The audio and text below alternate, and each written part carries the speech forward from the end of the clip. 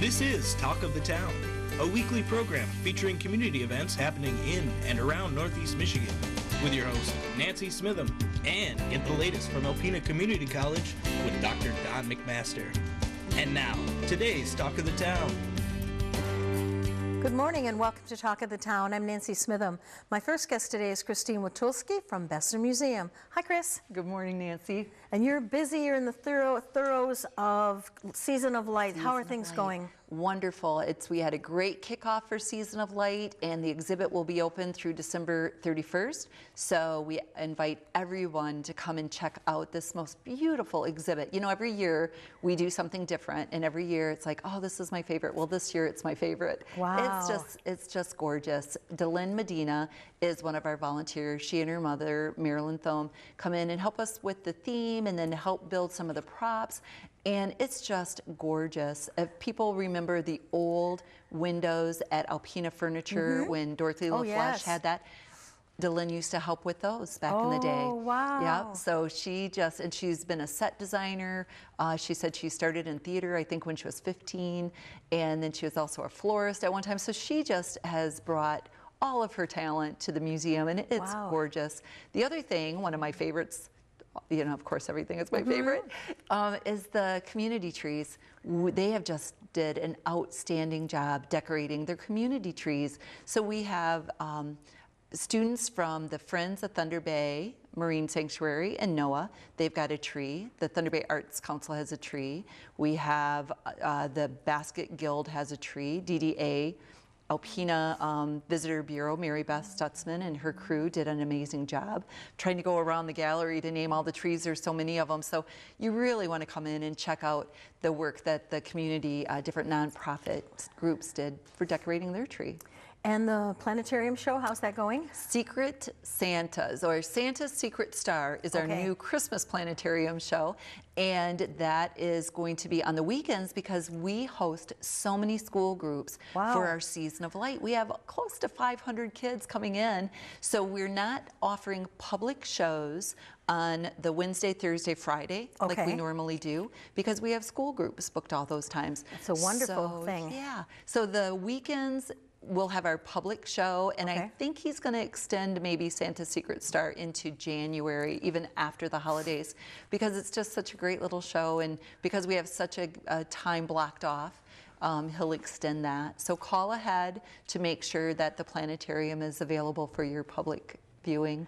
And what a wonderful thing to do with your children and grandchildren when they come to the area. Yeah, they're loving it. Kids are loving it. It's like a winter wonderland. Our Christmas village is set up right when you walk through the door, and it's just such a special treat. And then, of course, the planetarium show is. So just come on in. Like I said, the Christmas exhibit is open until actually December 30th, because we're closed on the 31st for New Year's Eve.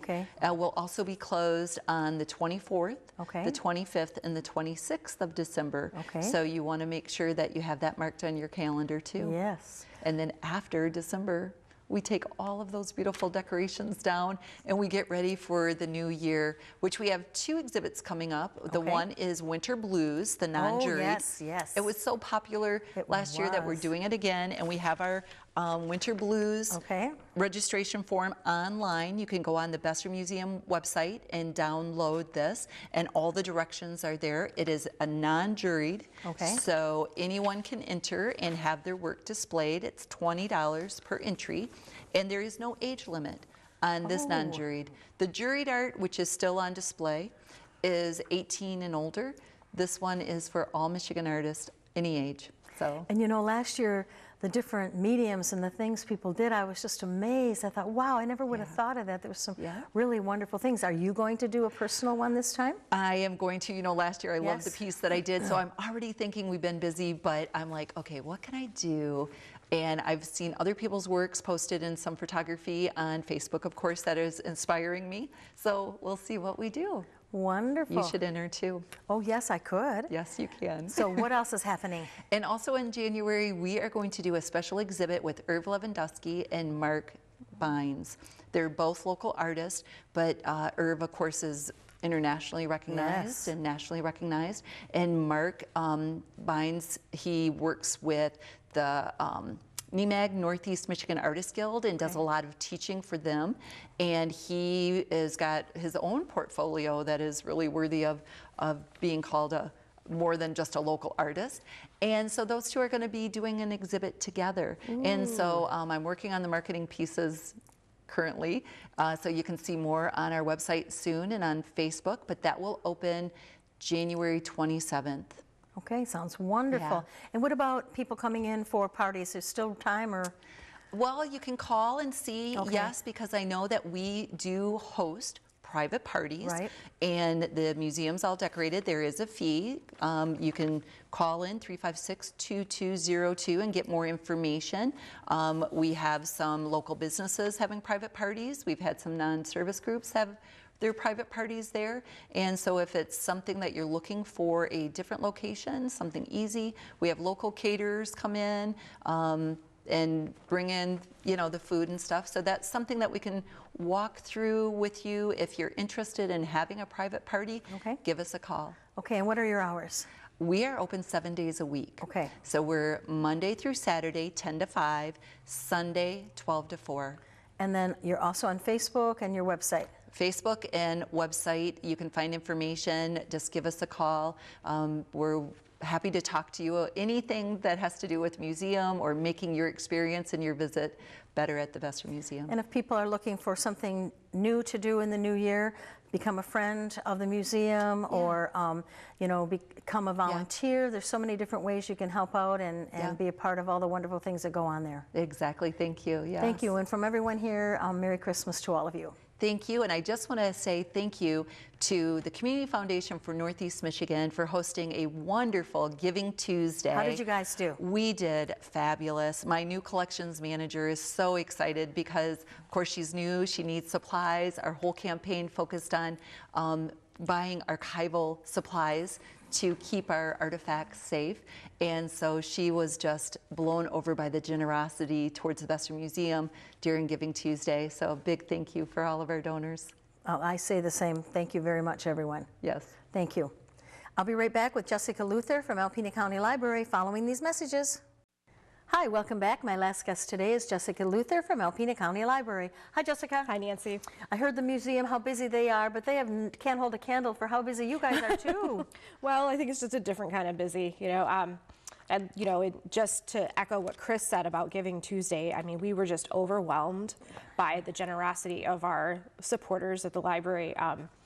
We got over $4,000 to help buy some early childhood educational resources and toys to put in the children's area. A lot of the stuff we had was probably 20, 30 years old. Wow. And, you know, with all of the changes in education and everything, I think it's really important for us to stay on top of these things. Yes. So we are so excited, and overwhelmed and humbled by how generous our community is to us. Oh, it's amazing. I always say Alpena gives till it feels good. They do, and the Community Foundation is just such a valuable asset to the community. We were just so excited that they invited us to join them for Giving Tuesday this year. Yes. And so you're wrapping up Blizzard of Books. We are. So the Friends of the Library are doing their annual Blizzard of Books, and they are collecting books until December the 11th. Okay. And they need new unwrapped children's and teen books, and then they come in with their group of volunteers, and they wrap them up so nicely, and they take them to the Salvation Army, who then distributes them to the families in need. And it's such a wonderful thing that they do every year, and we're just so lucky to have the Friends. Oh, are we ever? Yes. And we are also holiday themed. We are participating in the DDA's Downtown Holiday Extravaganza on December the 15th. Our children's librarian, Mary, will be having some crafts down on the first floor for people to just pop in and make some really cool holiday and winter ornaments and decorations. So for those of you who are out and about that day, be sure to stop by the library. Okay. I'm really excited. As you might know, in August we launched our very first Teen Advisory Board at the library. And we have a fantastic group of 10 teens who are helping us work through some programming ideas for their age group at the library. And if there are teens out there ages 13 to 18 who might still be interested in joining, they can join at any time. All they have to do is stop by the library for an application.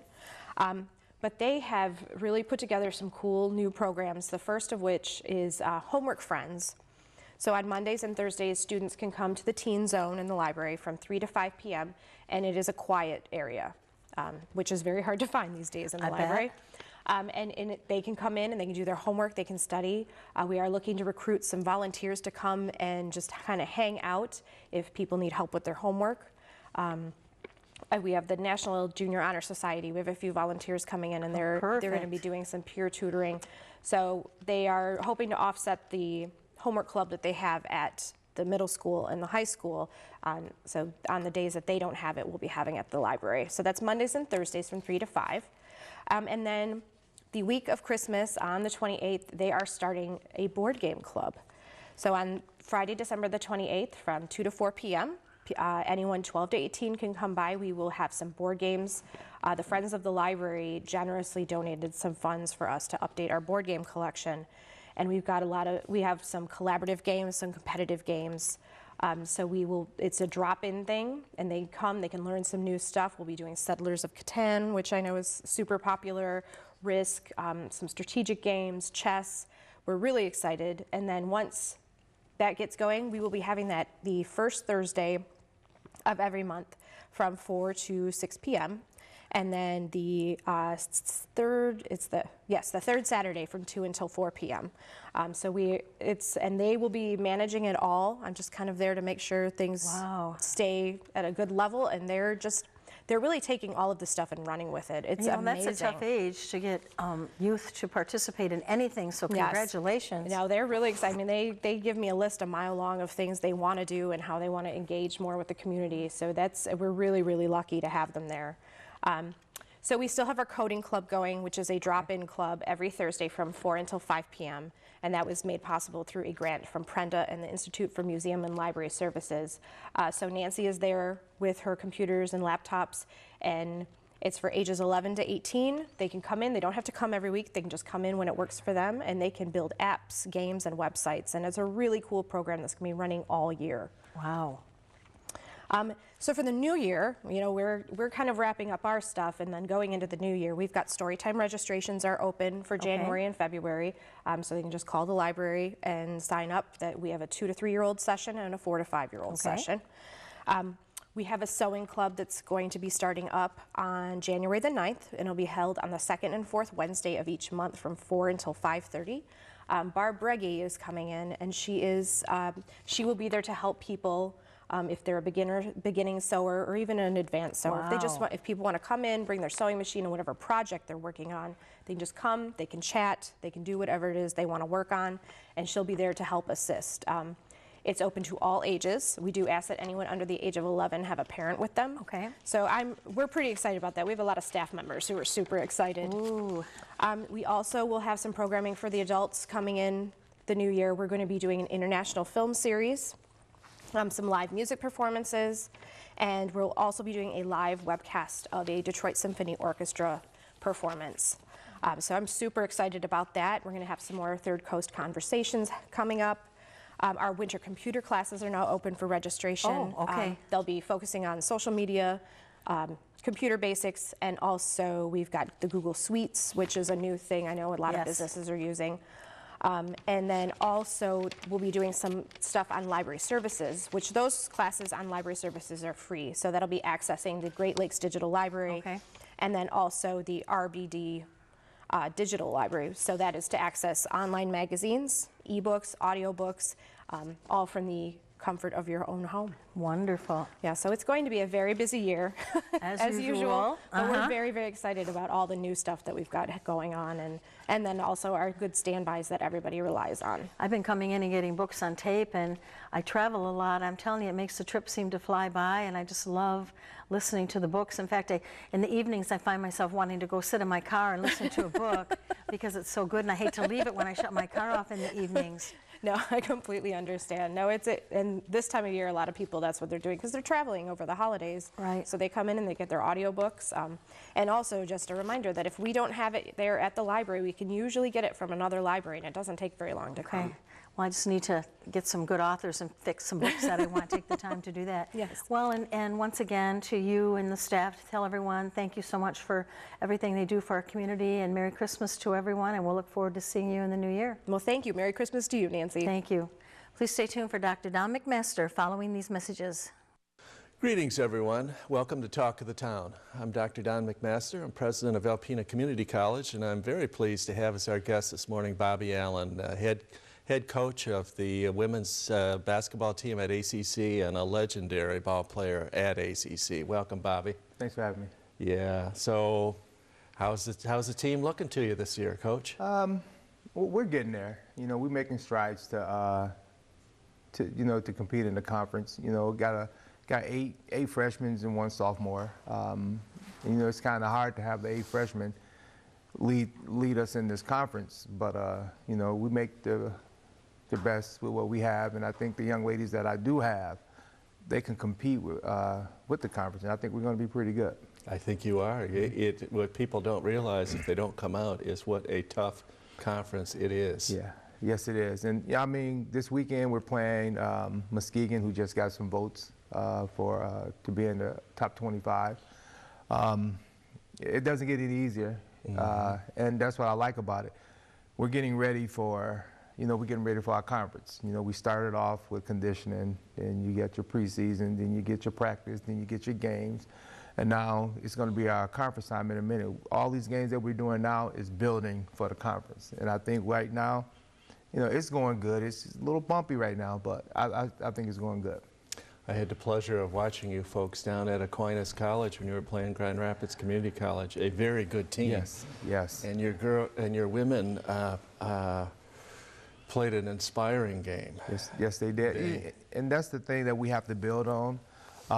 That game right there, we're down 21, and to be within 3 with a minute and a half left, to have stopped 3 turnovers, and you know, we just missed a couple layups here and there, but at the same time, they never gave up, and that's the type of basketball team we have. We're not going to give up, regardless of what the score is, and I told them, let's continuously play. We're going to get better. We're going to learn. We all freshmen. We're going to make mistakes, and I don't hold that against them. I got a good coach, assistant coach, Miss Cindy DeRosa, who played here years ago, who got a lot of experience coaching at the higher level. Very, very fiery young lady. She is fiery. I get out of the way. I stand my ground. I know to let her go, and she does a great job with the girls. The girls understand her. There's no, you know, I'm the boss or you beneath me, anything of that matter. Yeah. We coach on that same level, and I think that's how it's going to work. And I think she does a good job. Adding her to the program, I think was a big addition. Yeah, well, you two make a good team. What's the strength of your team, would you say? You know, actually, I got our centers and our forwards, which Gina DeWall from Asabo and Shelby Seaver from Alpena High. And of course, I got Dakota Prevost. She's from Alpena as well. The toughest girl on the team is Dakota Prevost. She'll rip your arm sockets out if she got the ball, you know. And I laugh because it's funny. The smaller girl on the team is the toughest one.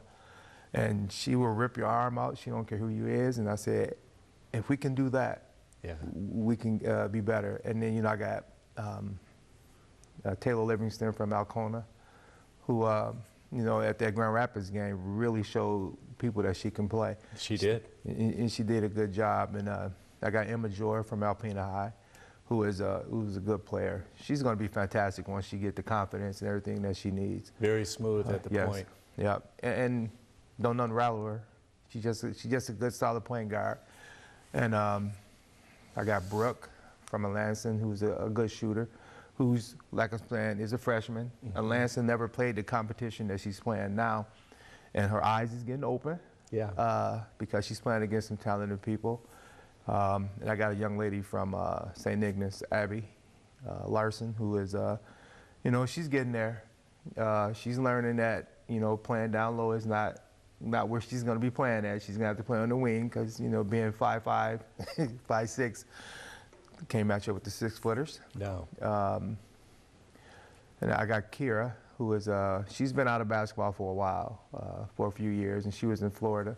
But she came to me in the summer, wanted to play. She's excited to play. She's learning.